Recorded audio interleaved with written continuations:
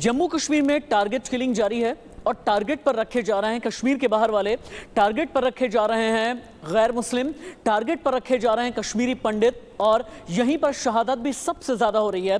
6 दिन के अंदर 9 शहादत हुई है, 13 दिन के अंदर 5 बड़े आतंकी हमले हुए हैं और सबसे बड़ी बात यह है कि पिछले 11 दिन के अंदर जो 5 बड़े आतंकी हमले हुए हैं, इस आतंकी हमले में सिर्फ और सिर्फ एक ही मकसद रखा गया है और वो मकसद है टारगेट किलिंग का। नमस्ते मैं राशिद। अब 6 दिन के अंदर अगर 9 शहादत हुई है तो ऐसे में बदला मांग रहा है हिंदुस्तान और हिंदुस्तान ये कह रहा है कि गैर कश्मीरियों की हत्या बार बार अगर की जा रही है तो फिर क्या वक्त आ गया है कि पाकिस्तान को और आतंकवादियों को सबक सिखाया जाए। सवाल नंबर 1, कश्मीर मजहबी कट्टरता का मास्टरमाइंड कौन है? पाकिस्तान है, आईएसआई है, पाकिस्तान की फौज है या कोई और टेरर आउटफिट है? टारगेट किलिंग का टेरर प्लान बार बार बनाता कौन है? 6 दिन 9 शहादत, क्या पाकिस्तान पर दोबारा अटैक का वक्त आ गया है? पाकिस्तान पर फिर से सर्जिकल स्ट्राइक का वक्त आ गया है क्या? कश्मीर का माहौल खराब करने का षड्यंत्र कौन कर रहा है? साजिश के पीछे किसका हाथ है? और क्या पाकिस्तान में जो भी अस्थिरता है यही एक वजह है कि पाकिस्तान से बार बार आतंक को एक्सपोर्ट किया जा रहा है और जम्मू कश्मीर का माहौल खराब करने की कोशिश की जा रही है? पहली बड़ी खबर, ब्रेकिंग न्यूज है पहली। टारगेट किलिंग पर कांग्रेस नेता मनीष तिवारी ने बड़े सवाल खड़े कर दिए हैं। मनीष तिवारी ने इस्लामिक एजेंडा पर अटैक कर दिया है। दक्षिण एशिया में इस्लामिक एजेंडा एक्टिव है, यह कहना मनीष तिवारी का। कश्मीर में गैर मुस्लिमों की हत्या क्यों की जा रही है? मनीष तिवारी ने सवाल उठाया। कश्मीर और बांग्लादेश में हिंदू की हत्या का क्या कोई लिंक है? अगर यह लिंक है तो इसके बारे में पता चलना चाहिए कि कश्मीर में गैर मुस्लिम ही बार बार टारगेट पर क्यों रखे जाना है। कांग्रेस के नेता मनीष तिवारी ने यह बड़ा सवाल उठाया है। अगली बड़ी खबर, सीमा पार से घुसपैठ और ड्रोन से हथियारों की डिलीवरी की बड़ी खबर हमारे पास है। घाटी में हिंसा का पाकिस्तान का एक और नापाक प्लान, पाकिस्तान की घाटी का माहौल बिगाड़ने की कोशिश। लश्कर-ए-तोयबा के आतंकवादियों ने एलओसी पार से घुसपैठ की है। आतंकियों को चाइनीज पिस्टल दी जा रही है, पिस्टल दी गई है और ड्रोन से इन पिस्टल्स की डिलीवरी करने की कोशिश लश्कर-ए-तोयबा कर रहा है। जी, आतंक का बहुत बड़ा प्लान है।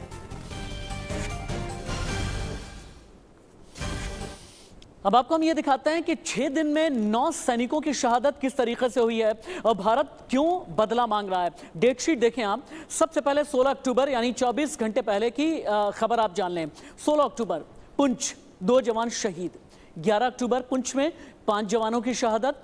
13 अक्टूबर पुंछ में 2 जवान की शहादत। मतलब यह है कि 6 दिन के अंदर 9 शहादत हुई है पुंछ के आसपास के इलाके में। कश्मीर में टारगेट किलिंग की जा रही है। 11 दिन के अंदर 5 बड़े हमले कौन से किए गए हैं, अब आप ये देखें। 5 अक्टूबर फार्मासिस्ट को गोली मार दी गई। 5 अक्टूबर को ही बिहार के रेहड़ी वाले की हत्या कर दी गई। 7 अक्टूबर टीचर और प्रिंसिपल की हत्या की गई। 16 अक्टूबर यानी 24 घंटे पहले बिहार के हॉकर की हत्या जम्मू कश्मीर में और यूपी के कारपेंटर की भी हत्या की गई है। मैंने आपसे शुरू में कहा था ना कि इस टारगेट किलिंग में सिर्फ और सिर्फ एक मकसद कि कैसे डराया जाए। टारगेट किलिंग में असल निशाना बनाए जा रहे हैं यूपी वाले, बिहार वाले, जो कश्मीर के नहीं रहने वाले हैं। गैर मुस्लिम निशाना बनाया जा रहा है।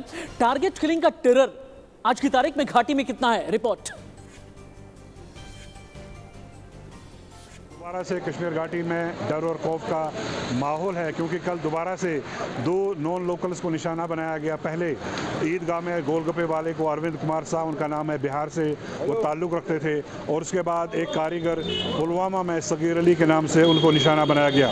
जिस तरह से श्रीनगर में से दोबारा टारगेट किलिंग हुई तो दोबारा से लगता है कि ये सिलसिला दोबारा शुरू हो गया और यही वजह है कि काफ़ी संख्या में जो नॉन लोकल लोग जो है यहाँ पे काम करते हैं वो गर्मियों के 5-6 महीने यहाँ पे आते हैं और अलग अलग व्यवसाय से वो जुड़े होते हैं और वो फिर विंटर में वापस चले जाते हैं। लेकिन कल से जो माहौल बना है उसकी वजह से दोबारा से डर का माहौल जो है वो कश्मीर घाटी में बना हुआ है और नॉन लोकल हैं जो वापस जा रहे हैं, इस वक्त वो अपनी गाड़ी का इंतज़ार कर रहे हैं। आप हमें बताइए कि आप कब से कश्मीर आ रहे हैं? हम तो 1989 से आना जाना कर रहे हैं। तो अभी क्या बात होगी, क्यों वापस जा रहे हैं? अभी तो हालात ख़राब हो रहा है।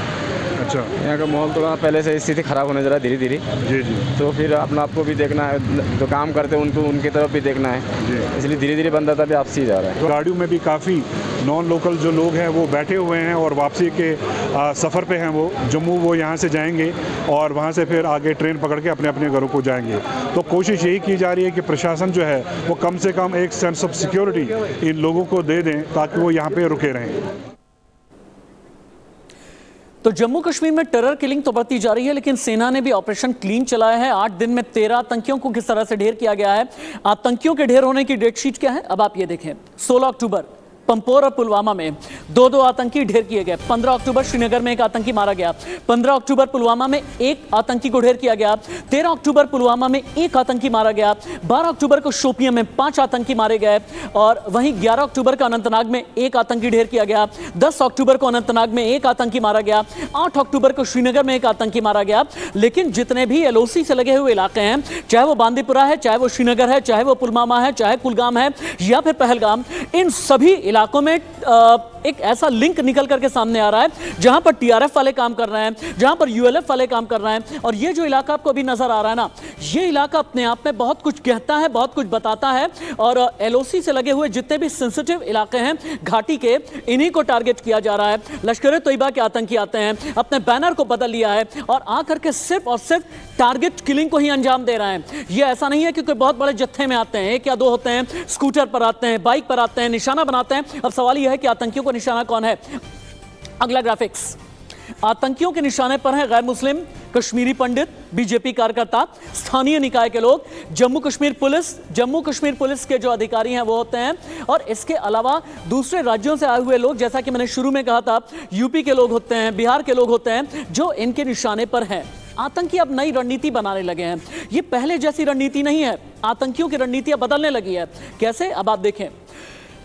ऐसा नहीं कि बहुत ज़्यादा असलहा बारूद लेकर के आते हैं, असलहा बारूद बहुत कम होता है इनके पास में। और ये रणनीति टीवी स्क्रीन पर जब उतरेगी तो आप देखेंगे, ये मेन खौफ पैदा करना इनका मकसद होता है। लक्ष्य बना करके हत्या करते हैं, टारगेटेड किलिंग करते हैं, छोटे हथियार जैसे पिस्टल का इस्तेमाल करते हैं, AK-47 का इस्तेमाल नहीं करते। ये वैसे ही टारगेटेड किलिंग कर रहे हैं जैसा 1990 के दशक में होता था, और जिसके बारे में ये कहा जाता था कि ये क्लासिकल फॉर्म ऑफ टेररिज्म है। ISI के इशारे पर हत्या की जा रही है, सीमा पार से रणनीति पर काम चल रहा है, और अभी पत्थरबाजी नहीं हो रही है, अभी टारगेट किलिंग की जा रही है। ये सबसे बड़ी बात है।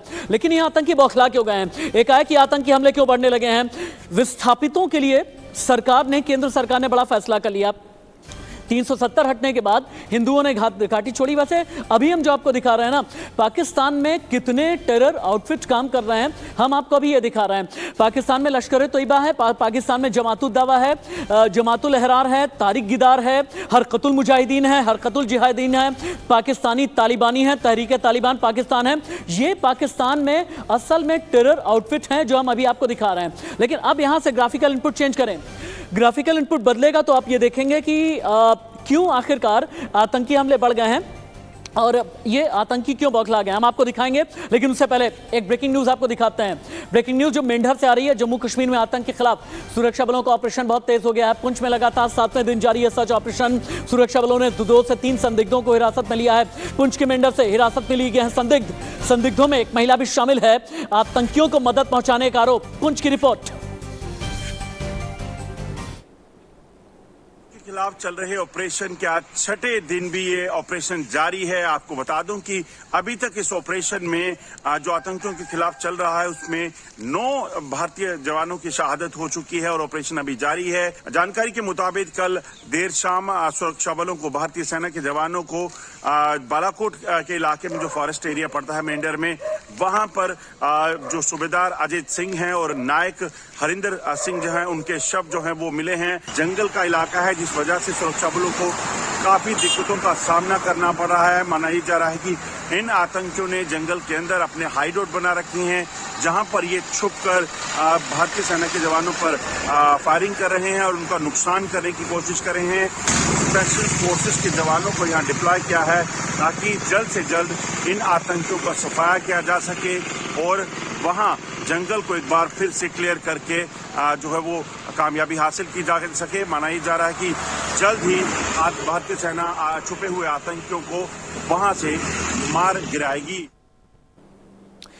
टारगेट किलिंग के पीछे कौन है? टारगेट किलिंग के पीछे है पाकिस्तान, और पाकिस्तान में भी खास तौर से जो आईएसआई है, यानी पाकिस्तान की जो इंटेलिजेंस एजेंसी है, ये सारा खाका तैयार कर रही है और आतंकी तैयार करने का काम भी आईएसआई के जरिए किया जा रहा है। कैसे? आप देखें, कुछ और इनपुट है हमारे पास में, जो इंटेल इनपुट हमारे पास में आया है। कश्मीर में हमलों के ऑर्डर कौन दे रहा है? आईएसआई। 200 लोगों की हिट लिस्ट आईएसआई ने आतंकियों को सौंपी है। उरी और तंगधार, ये वो 2 इलाके हैं जहां से आईएसआई हथियार भेज रहा है, पिस्टल भेज रहा है, राइफल भेज रहा है, हैंड ग्रेनेड भेजे जा रहे हैं। लेकिन असल में षड्यंत्र के तार कहां तक जुड़े हैं? पीओके यानी पाक ऑक्यूपाइड कश्मीर, और यहां पर भी मुजफ्फराबाद का इलाका, जहां पर बड़े बड़े आतंकी कैंप हैं, और इसीलिए कहा जा रहा है कि यहीं पर एयर स्ट्राइक अब होनी जरूरी है। गैर मुस्लिम को निशाना जाकर के बनाओ, ये टारगेट दिया जा रहा है आईएसआई की तरफ से, डर पैदा करने की कोशिश। और बिना रिकॉर्ड वाले जितने हमलावर हैं, यानी जिनका किसी भी तरह का कोई रिकॉर्ड नहीं है, जिनका कोई आधार कार्ड नहीं है, जिनकी कोई आईडी प्रूफ नहीं है, जो हिंदुस्तान के रहने वाले हैं, ऐसे लोगों को चुना जा रहा है, आइडेंटिफाई किया जा रहा है, एक टारगेट दिया जा रहा है, कह दिया जाता है कि पुंछ में जाकर के अटैक करो, टारगेट किलिंग करो, वापस से भाग करके अपनी कॉलोनी में चले जाओ, जाकर के अनंतनाग में अटैक करो, वापस अपनी सोसाइटी में चले जाओ, जाकर के कुलगाम में अटैक करो और वापस अपनी बस्ती में चले जाओ। इस तरह की बातें कही जा रही हैं। लेकिन हिंदुस्तान ने ललकार करके ये कह दिया है कि टारगेट किलिंग वाले जितने भी विक्टिम हैं, एक ऐसे ही विक्टिम की बेटी को आप सुनिए, मौत तो हो गई पिता की, लेकिन बेटी ये कह रही है, खम ठोक करके हिंदुस्तानी हैं और कायर आतंकियों, मेरे सामने आकर के जवाब दो, अगर हिम्मत है तो मेरा सामना करो, हम हिंदुस्तानी हैं, कभी झुकने वाले नहीं हैं। शरीर उड़ा दिया ना तुमने, उस शरीर ने जिनको पैदा किया है ना, वो मैं हूं, ये हूं मैं, मेरे बाप की बेटी। His daughter, I don't have a single tear in my eyes. Why? Because he's a fighter. He'll die like a fighter. He always said, I'll die with my shoes on. But whoever is the person who shot my father dead, mister, come in front of me. You have some education. My father gave me education. And the politicians gave you guns and the stones. You want to fight with guns and the stones? That is all cowardness. All the politicians are using you. Come in front and fight with education. Lal Bindru made us a Kashmiri Pandit. He will never die. You can just kill the body. And I, being a Hindu, I have read Quran. And Quran says कि ये जो चोला है, ये शरीर का जो चोला है, ये तो बदल जाएगा, लेकिन जो इंसान का स्पिरिट है, उसका जज्बा है, वो कहीं नहीं जाएगा। Makhalnal Bindru will be alive in the spirit who shot my father dead while he was working. If you have the guts and courage, come in front. अब हम आपको ये दिखाते हैं कि असल में आईएसआई किस जगह पर आतंकी पैदा करता है, कहां पर आतंकियों को ट्रेनिंग दी जाती है। हमने एक इन्वेस्टिगेशन की है कि आईएसआई का अटैक प्लान क्या है, आईएसआई कितने टेरर आउटफिट को अपने साथ रखने की कोशिश करता है, आईएसआई किस जगह पर ट्रेनिंग दे रहा है। तो वहां से निकल करके आती है थट्टा टेरर फैक्ट्री, पाकिस्तान में है, पाकिस्तान के सिंध में है थट्टा टेरर फैक्ट्री। आतंकियों का गढ़ कहा जाता है थट्टा, आतंकी कैंप जहां पर कस्साब ने ट्रेनिंग ली है, जहां पर उसामा बिन लादेन ने ट्रेनिंग ली है। आईएसआई इसी थट्टा में बिठा करके ट्रेनिंग देता है, फिर जम्मू में भेजता है, यहीं थट्टा में ट्रेनिंग देता है, कश्मीर में भेजता है। यहां आईडी ट्रेनिंग का गढ़ कहा जाता है, AK-47 की ट्रेनिंग दी जाती है, किन्हीं भी हालातों में आतंकी हमला करना है, करके फरार किस तरह होना है, और अगर पकड़े गए तो फिर ऐसे में क्या करना है, ये सारी ट्रेनिंग यानी मेंटल स्ट्रेंथ किस तरह से बना करके रखना है, अगर निशाने पर किसी को लेना है तो फिर कैसे लेना है, दहशत पैदा करनी है तो कैसे। लेकिन ये सब कुछ पाकिस्तान कर क्यों रहा है? क्योंकि पाकिस्तान में दरार है, तभी आतंक सरहद पार है। ये कहानी क्या है आप समझिए, क्या है ना, पाकिस्तान के फौज के जो मुखिया हैं कमर जावेद बाजवा और पाकिस्तान के प्रधानमंत्री इमरान खान के बीच में एक बड़ा टसल चल रहा है। अब पिछले दिनों आईएसआई चीफ बदले गए, आईएसआई चीफ पर तकरार हुई, लेकिन इमरान खान ने कहा कि नदीम अंजुम जो नए आईएसआई चीफ हैं मुझे मंजूर नहीं है, आपने बिना मुझसे पूछे हुए फैज हामिद को क्यों बदल दिया। फौज ने यह कहा, कमर जावेद बाजवा ने यह कहा कि इमरान आप सुनिए, फौजी मामले में दखल मत दीजिए, आईएसआई डीजी पर अपना हक मत बताइए, सेना से आप दूर रहिए तभी ठीक होगा। लेकिन इमरान ने यह कहा, एक जमहूरी सरकार, एक चुनी हुई सरकार को आप ऐसा क्यों कह रहे हैं। कमर जावेद बाजवा ने कहा, you are not elected, you are selected. लेकिन इमरान ने यह कहा कि मुझे नदीम अंजुम नापसंद हैं, चिट्ठी पर सिग्नेचर नहीं किया। नदीम अंजुम की अपॉइंटमेंट 9 दिन से अटकी पड़ी हुई है।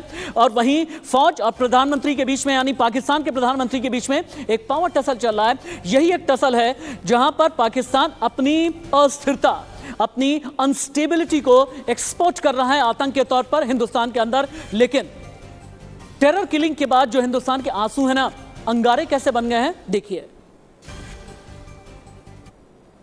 मुझे माफ करना, मुझे बख्शना, मुझे बख्शना, मुझे माफ करना, मुझे माफ करना, मुझे माफ करना, मुझे माफ करना। I am proud of my husband. He was not a coward. अब हम किसके पास जाएंगे? यही थे हमारे, भगवान भी थे, खुदा भी यही थे, सब यही थे। अब खत्म हो गया, मुझे लगता है मेरा सब कुछ खत्म हो गया। अब मैं दवाई के लिए कहाँ लाऊंगी, किससे लाऊंगी? खत्म मेरा सारा कुछ ही। मैंने फाड़ भी दी की किताब। कश्मीर में सब उनको जानते थे, इसलिए कि उन्होंने कभी भी गलत का साथ नहीं दिया। He was a principle man. कभी दवाइयाँ हमेशा जेन्युइन बेची और एक नाम बनाया अपनी पर्सनालिटी पे। He was very helpful, he was very friendly. सब उन्हें प्यार करते थे, छोटे बड़े सब ये कहते थे कि वो मेरा दोस्त है। द बॉडी हैज़ गॉन, ठीक है, कल ये मिट्टी बन जाएगा। क्या आप लोगों की कॉन्शियसनेस आपको कभी जवाब नहीं देती कि हम गलत हमने गलत?